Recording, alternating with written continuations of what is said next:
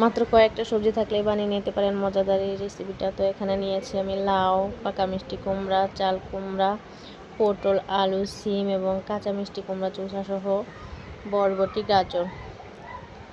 এখন কড়াইয়ে পরিমাণ মতো তেল দিয়ে দেবো পেঁয়াজ কুচি, কাঁচামরিচ কুচি, এগুলো দিয়ে কিছুক্ষণ নেড়ে চেড়ে ব্রাউন কালার করে ভেজে নিব। পেঁয়াজগুলো যখন ব্রাউন কালার হয়ে যাবে, এখন এখানে দিয়ে দিব 1 চা চামচ লবণ, 1 চা চামচ হলুদের গুঁড়া, 1 চা চামচ শুকনো মরিচের গুঁড়া এবং 1 চা চামচ জিরা এবং ধনিয়ার গুঁড়া।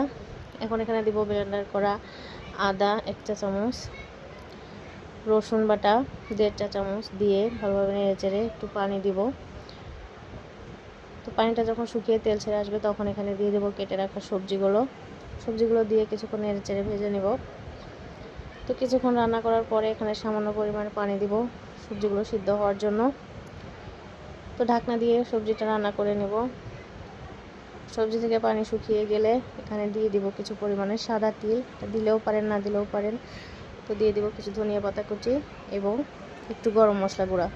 তো গরম মশলা গুঁড়া আমি যে কোনো ভাজিতে দিই, এতে ভাজির টেস্টটা খুব সুন্দর হয়। তো এই ভাজিটা আপনি রুটি, পরোটা, পোলাও, সাদা ভাত সব কিছু